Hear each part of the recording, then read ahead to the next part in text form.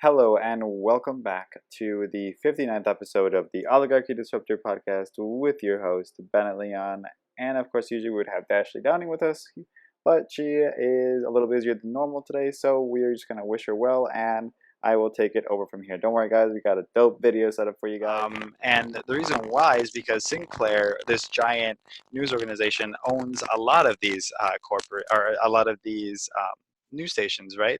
And you're going to see a really enticing video of how a lot of their news stations that they own, they literally told them to do one thing and they did it. Like they said literally the same thing, and someone noticed it, pieced it all together, and they're going to talk about it and explain everything to you in detail.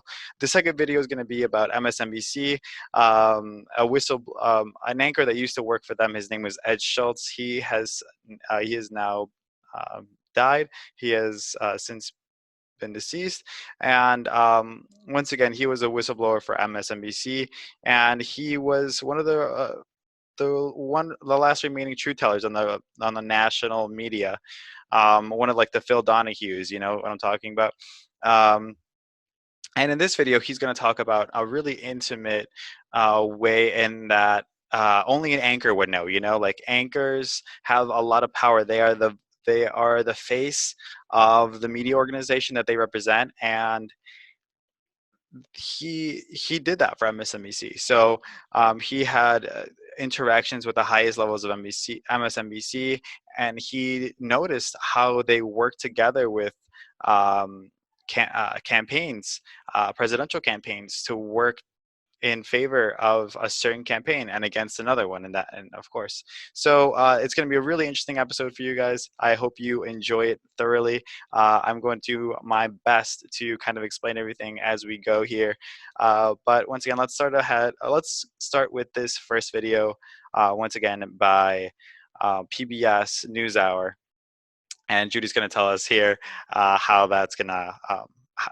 it works really. But first, does it matter who owns your local TV station? While polls show Americans are increasingly worried about so-called fake news, they also show that many trust their local news more than other sources. The largest owner of local stations in the country is Sinclair Broadcasting.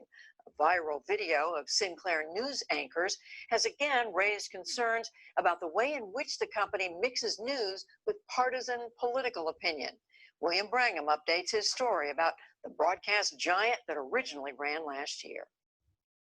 A train derailment in Tennessee. Some routine road maintenance has led to a squabble. We have some breaking news to tell you about. This is out of Bethesda tonight. Night after night, the country's largest owner of local TV stations, the Sinclair Broadcast Group, reaches over a third of homes across the nation. Compromise plan for the controversial Kenesha Sin. Most of us think of local news as just that, local. Stations run local stories produced and reported by local people. But if recently you tuned in to, say, WVTV, which is Sinclair's station in Milwaukee, you saw this. Does the president have to repeat that fact day in and day out for us to believe it? That's Boris Epstein, former member of the Trump administration and now chief political analyst for Sinclair. And here he was again on WEAR in Pensacola. The president stating the fact that the fringes of the left and the right, and on KSAS in Wichita, are both capable of hate and violence does not mean he's condoning any of it. And again on every single one of the 193 Sinclair stations across the country. Eric Lipton is a reporter for the New York Times who's been covering Sinclair. They have, what they call must runs, which include Boris Epstein, who is a surrogate for Trump, who is, on the air talking about conservative issues. While the local news stations largely decide what their local news is going to be, a covering of local government crime and local issues, there are these must runs that go on their networks across the United States, which have a decidedly conservative flavor. This partisan tilt has many free speech advocates alarmed because not only does Sinclair own such a large chunk of the marketplace already. That's crazy. So this is just what they own at the current time that this video was made, which was once again a couple of years ago in 2018. This is what they currently owned. But it's hoping to get bigger still. If a proposed $4 billion merger with Tribune Media goes forward, Sinclair would now reach 3 out of 4 American households. Journalism professor Louis Friedland. It is a real step in a very different direction to begin to say that the most trusted news source of most Americans is going to be allowed to be turned into an opinion organization, opinion machine for a very narrowly conservative point of view, night after night in local communities. Television remains the main source of news for many Americans.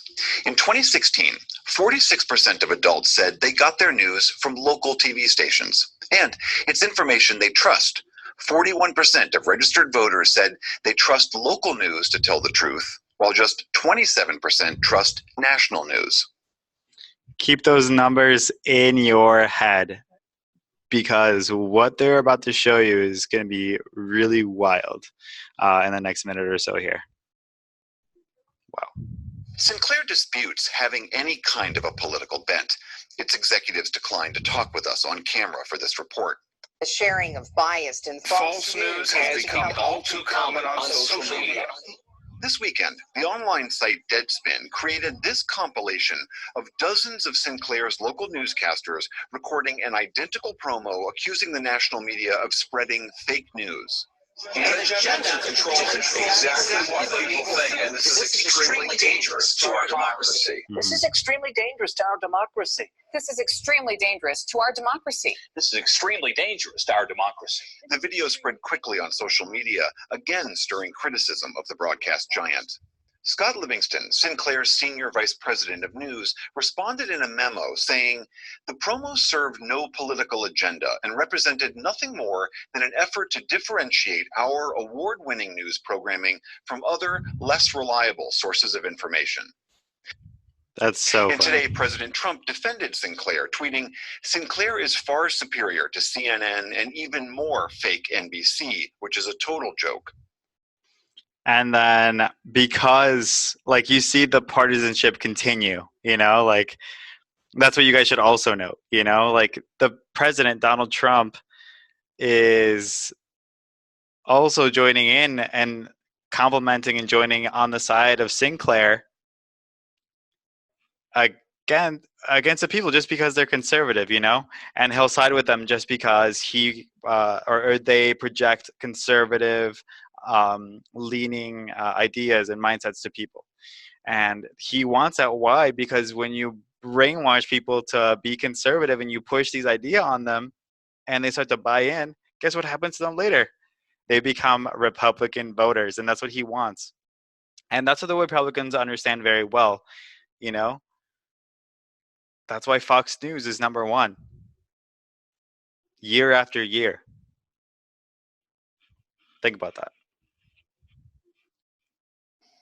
Meanwhile, Sinclair's bid to buy Tribune, and thus expand its reach dramatically in local news, is awaiting approval from the Justice Department and the FCC. For the PBS NewsHour, I'm William Brangham in Washington, D.C. Basically, that's it, guys. So you saw it. You saw for yourselves. What they did, Sinclair, was they sent out a memo to all of their news stations, all of their anchors across the nation, and they told them to say the same thing, talking about how fake news has its effect on the media, when they were literally the fake news projecting it. They were case in point what they were trying to do, and it was all a conservative front to try to brainwash people. And that's what I want to talk about as well, right before we talk about the next video and we watch it, or listen to it if you guys are listening on the podcast. So how this works when it's a huge corporation, and usually these media entities work in coordination with other campaigns, especially the federal government. You know, like that's why they got rid of the next guy I want to show you on TV, and that's why he got kicked. He got fired from MSNBC. That's why Phil Donahue was fired also from his show, because he wouldn't buy into he would not say anything good about the Iraq War, which everyone else was way more willing to do, but he wasn't, and neither was Ed Schultz. And what happened to them? They were kicked off the air. Do you think that's any coincidence? That's no coincidence at all. That's how the game is played, unfortunately. When you start to pay attention to politics, you realize how interconnected really everything is, you know? So, and it all kind of stems back from money. So like if you stick with that one, like really common and sometimes I guess cliche phrase, which is follow the money, you can pretty much always get to the truth, especially when it comes to politics. That is case in point. And Donald Trump is a really, really good example of following the money.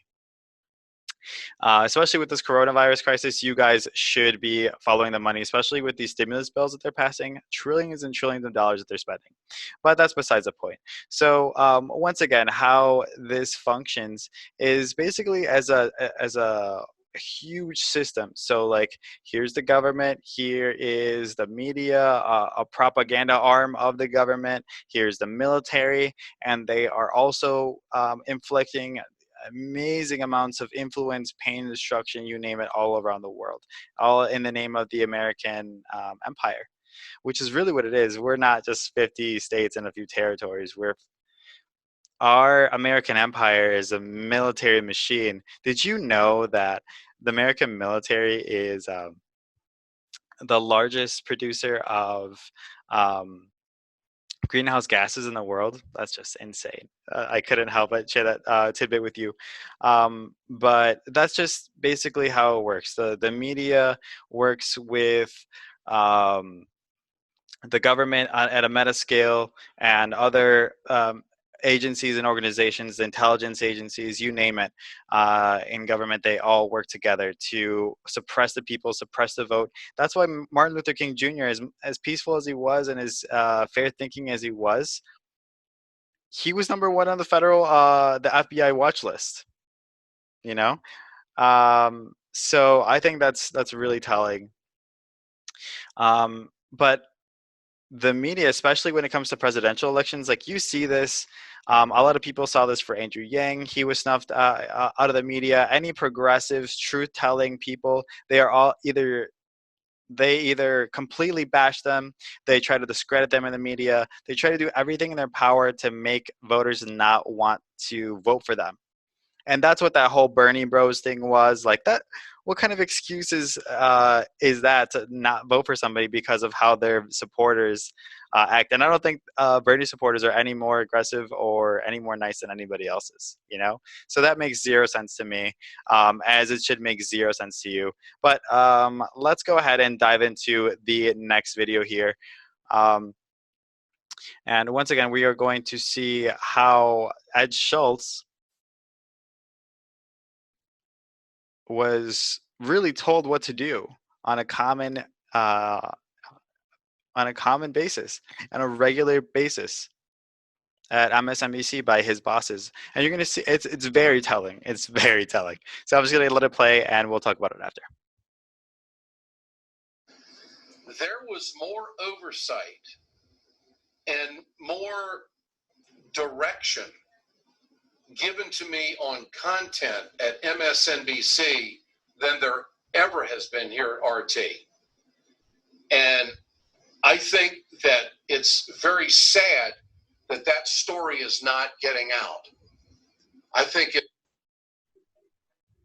many times I was told what to lead with on MSNBC. Many times I was told what I was not going to do. And I've got a story that had I not been involved in it, I would have never believed it. And Phil Griffin, who I consider a friend to this day, was... See, like, look who's next to Phil Griffin. Was it's a like watchdog. Rachel Maddow and I believe that's Lawrence O'Donnell, which he has a really interesting video of him that we also played on a previous episode. So really interesting to see him there. But let's go ahead and play to see who their lapdogs are. You see them right in front of you. Far more than anything I'm exposed to here at RT America. Did he tell you what to say? Did he tell you an angle to take? Often. In fact, when Bernie Sanders was announcing that he was going to be a candidate for the nomination of the Democratic Party in Burlington, Vermont, I was the only cable host between Fox, MSNBC, and CNN that was there live to cover it. Now, there were live cameras there, but we had coordinated with the Sanders campaign that at 5 o'clock he was going to make his announcement, and we were going to cover this on the Ed Show. I go to Bernie Sanders' house that afternoon and interview in the backyard, about a 15-minute interview. The grandkids are running around. It's a big day for the Sanders family. He's going to announce that he's running for president. We're going to carry it live later on in the day, and we're going to run this one-on-one tape with Bernie. 3,000 people are there on Lake Champlain. It's 5 minutes to air, and I get a phone call from Phil Griffin. You're not covering. Phil Griffin, the president of MSNBC, is telling Ed Schultz, you cannot cover Bernie Sanders running for the presidency. They don't even want people to know that progressives are running for the presidency. And this is way back in 2015. Fast forward to 2020. Do you think they're doing anything different? It's all the same, dude. It's all a game. And you're going to just see how Ed Griffin, once again, kind of explains this. So let's let the video play out once more. This. I said, Phil, Bernie Sanders is announcing he's running for president. He's going to be a president. I don't care. You're not covering this. And it got rather contentious. And I don't, well, now you're asking me for opinion. The moderator asked Ed Schultz, I don't know if you guys could hear that. It was kind of low. He said, why though? Okay. And now he's gonna, he said has up till now been saying straight facts, only the truth of what's happened. And that's what kind of reporter is like. He's even telling you, like, that's so telling that, like, reporters don't do that. Or at least nowadays, unfortunately. I'm giving you fact right now about what happened. And other people who were there with me will attest to the fact and back me up that this is what happened. We were told that we had to cover something down in Texas that was totally meaningless, and another press conference in Baltimore, which was already had been in the news for a few days. We're covering Bernie Sanders live. We're coordinated with his campaign. And I'm told 5 minutes before, you're not covering Bernie Sanders. Now, let me give you the opinion. I think the Clintons were connected to Andy Lack, connected at the hip. I think that they didn't want anybody. Andrew Lack, chairman of MSNBC and NBC News. They said that his theory is that the Clintons were connected with him. And that's coming from one of the anchors, the head anchors at MSNBC, former, of course. Really interesting, guys. Very interesting. Very interesting. In their prime time or anywhere in their lineup supporting Bernie Sanders. I think that they were in the tank for Hillary Clinton, and I think it was managed, and 45 days later I was out at MSNBC. And when you see how 45 the days campaign later unfolded, Donna Brazile feeding Hillary Clinton questions at the campaign, the DNC undercutting Bernie Sanders, the super delegates that were organized by Hillary Clinton. The super delegates, dude. Like, look. Clinton. I mean, in my state of Minnesota, where I'm a resident and pay taxes, Al Franken and Amy Klobuchar were super delegates, and despite the fact that Bernie Sanders won Minnesota, they supported Clinton. It was the fix was in. They went against the will of their own constituents in support of the establishment candidate. That was Senator Al Franken, which is not a senator anymore. But Senator Klobuchar not only is a senator, but ran for the presidency of now in 2020. You know, so that's one of these people. These are one of the establishment people. I mean, as if it wasn't obvious already that she was one of those people, and that he was one of course, as well.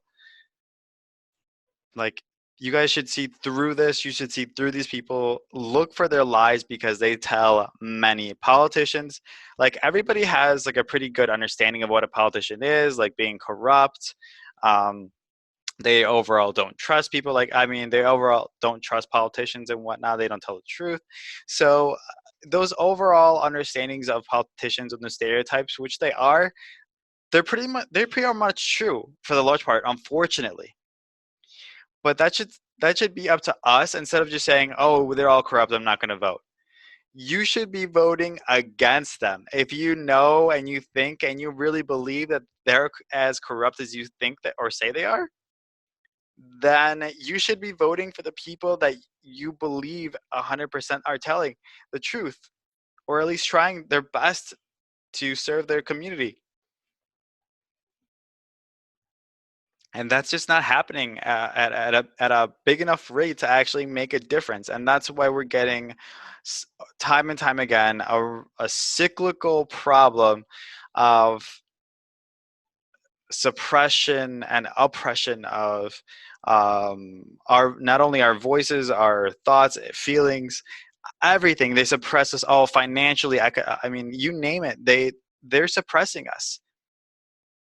Do you think it's any like coincidence that they gave us only $1,200 for this stimulus check, a couple weeks ago, rather than, and what did they give to the big banks and Wall Street and everything?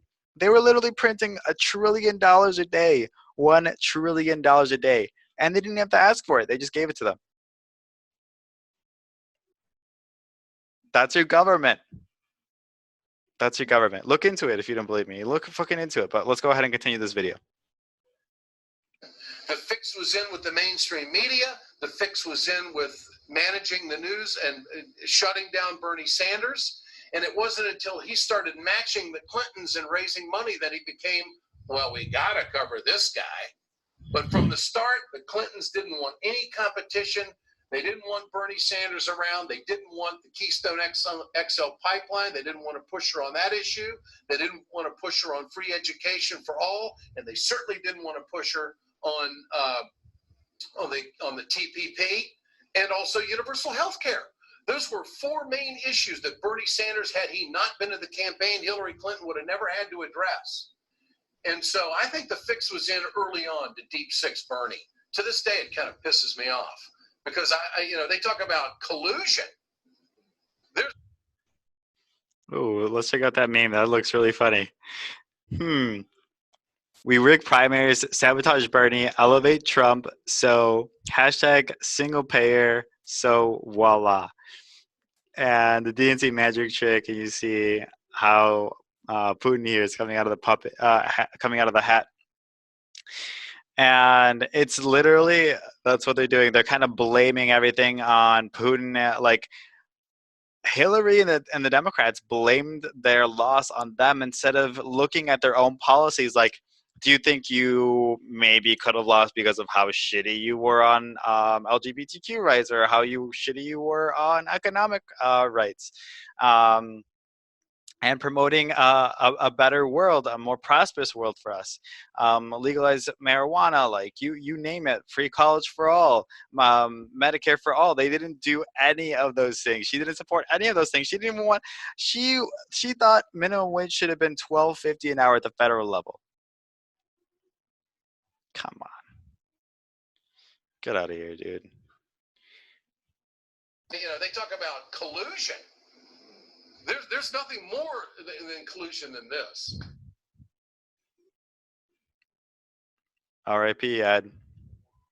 So Ed Schultz died in 2018, but right before this part you see here, he mentioned how the DNC is colluding with the media, and at the same time saying how the Russians are colluding with, and Putin is colluding with the Republican presidential campaign, aka Donald Trump.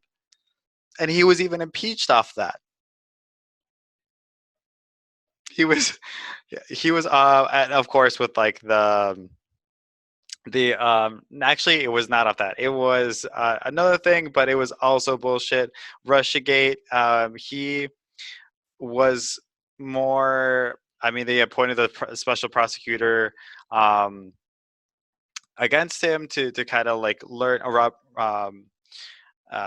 to learn a little bit more about what he did there, and they didn't find shit after like 3 years. They didn't find anything. Nothing happened to it. That's why they didn't even impeach him off that. They had to find something else, some call that he made with another president to kind of get him on that, and they didn't even get him on that. So what's the point of doing that at all? So that's what I want you guys to see, like how they really collude with each other in support of their own agendas. You know, the media has its own agenda. The parties especially have their own agenda, and you see how partisan they're being. Like even now, the president is being extremely partisan with this coronavirus crisis. He's not giving the same kind of attention to blue states. He's saying that blue states shouldn't be bailed out by anything or by the federal government. Like when he's literally, the federal government and the Fed is giving me so much money to all of these corporations, biggest banks on Wall Street, you name it. And it's really upsetting to not only see but be aware of, and to see how people aren't prepared for this, you know. And the government is not doing what they should be doing to protect their people, and it's really disheartening. But that's why this podcast exists. It's to show you guys how fucked up everything is, and that's what my kind of experience really was in this. Like I became a conscious citizen. I never really cared about dumb shit. Like I didn't like, to me personally, like I know many people obviously care about this and it's really big for a lot of people, but sports was never a huge thing for me. Why? Because I thought it was stupid. I think it was a waste of my time. I thought it was something that like a game, you know. So I would always pay attention to things that would really matter. And I guess this is a kind of a continuation of that principle, in that there are a lot of things that go on a daily basis in the country that are really impactful and negative at a lot of the times to millions of people and sometimes billions, because as we know, the United States is the biggest superpower in the world, and we have the biggest military might, and we're in 150 countries with our military bases. So it's really interesting to kind of be aware of. But coming into it, I thought like the same thing as everybody else. Like, okay, like I'm gonna at least look into the candidates. I'm gonna look into the party. Like the Democrats at least sound like decent people. The Republicans are kind of like, they don't really care about abortion rights or anything like that. Like I mean, they're talking about immigration, like things that are somewhat important, but they had like a really like hateful tone to their voice. Their policies didn't make a ton of sense to me, especially in social rights. And then the Democrats at least kind of like sounded good. They painted a good picture. They wanted healthcare. They wanted all these rights for people, and it just seemed like they were the underdogs. But little did I know that. Dude, that's why you guys should see that this is really class warfare. But I'm going to leave it at that. Thank you guys again so much for tuning in. I really, really appreciate this time you give me to really voice my opinions and thoughts, and lay down the facts for you guys to see with your own eyes, because no one is going to tell you this. The vast majority of the media is not going to tell you this. And they leave a place for like people like me to step in and educate people that don't know about this stuff. And it's really important. This is this important stuff that they want to distract you from. That's why they put out so much reality TV. There's so many things to distract yourself with. There's sports. The Romans had the gladiators. That's what sports is basically. But Well, once again, leave it at that before I go off on another tangent. So thanks again, guys, for tuning in, and we will see you on the next episode. Thanks. Bye. Thank you for watching, and please subscribe to our YouTube channel, our Facebook messaging bot. You can also follow us on Facebook at the Oligarchy Disruptor Podcast. You could also follow us on Twitter and Instagram at ODisruptor Podcast. We look forward to seeing you guys in the next episode. Thanks again.